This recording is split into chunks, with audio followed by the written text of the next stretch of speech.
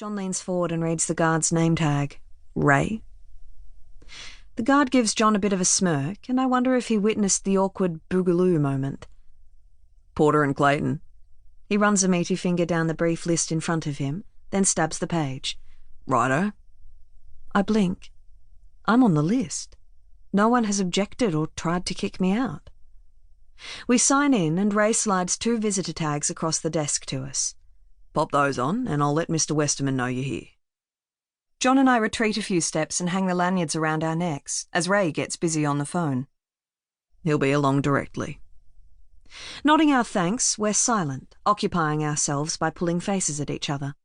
Thrilled that his strategy has worked and I'm here, inside, John's faces are all smug, wide-eyed. What a great surprise. A small part of me is still wondering how I let myself be suckered into this, so mine tend toward "you're pathetic, grow up" sort of expressions. It passes the time quite satisfactorily. I hear the measured thump of footsteps moment before Giles Westerman rounds the corner. He heaves into view like a ship under full sail, scudding before the wind, large yet graceful at the same time. Giles smiles and raises a hand as he spots us, but even from here I can see lines etched deep in his forehead. I'm sure they weren't there last time I saw him, only a couple of years ago. Being head conservator at the most prestigious art museum in the country is clearly not all rainbows and unicorns. He's wearing corduroy pants and paint-splattered loafers, and his shirt is rumpled and coming untucked. Under his arm is a veritable accordion of clipboards. It's a far cry from his normal fastidious turnout.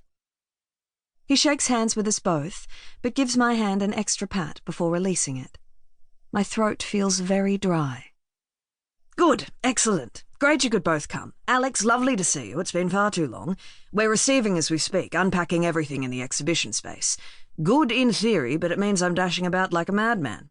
Exhibition galleries to conservation department and back again. Condition reports to cross-check, documentation to file in triplicate. Glasses, where are my glasses? He thrusts the clipboard into my arms and pats down his pockets. They're on your head, John says.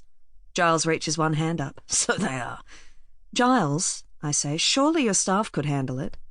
Oh, of course. The registrars are more than capable, but I do like to keep an eye on these things myself. Around $50 million worth of irreplaceable masterpieces. No pressure.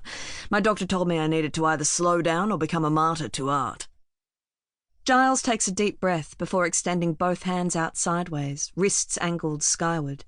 So here we are. It seemed like an opportune time to lure you in for a bit of shop talk, John. Giles converts his crucifixion into a sweeping gesture, sending John and me ahead of him toward the main galleries of MIMA, collecting his clipboards as I pass. The hang is well underway, and it's due to open next week, so there's plenty to see. All that great art is only a short walk away. Just the thought of getting my nose right in front of some of the best paintings of the 19th century has completely overridden my trepidation. Giles is still talking. If you've got time, we can also pop down to the conservation labs and you can see what we're working on. This is going to be amazing, I say to John. When is great art not amazing? Fair point. Giles takes us through the gift shop. Easier to come in the back way when the place is full of people, he says, raising a hand to a black-clad girl with a walkie-talkie, who was presumably policing new arrivals to the exhibition rooms. She barely glances at us as we breeze past. We turn sharp left to navigate a newly installed temporary wall and enter what will be the last room of the museum's latest blockbuster exhibition. Despite Giles' assertion that the hang is well underway, only a few paintings are in place, but a number of closed crates are dotted about, allowing the paintings within to slowly acclimatise to the museum environment. In here, the walls are a deep burgundy, the sort of colour you'd expect to find in an upper-class Victorian parlour, and the smell of paint is still heavy in the air. Pairs of museum-grade picture hooks are studded across the walls, and in a couple of places I spot L brackets, additional support for heavier paintings. The distribution of hooks suggests they're going for a couple of salon-style clusters of small paintings, but mostly the works will hang alone, probably at a standard height of 147 centimetres on centre. Around the room, people are working to fix placards low on the walls, full of detail about each painting. Title, artist, medium, and owner.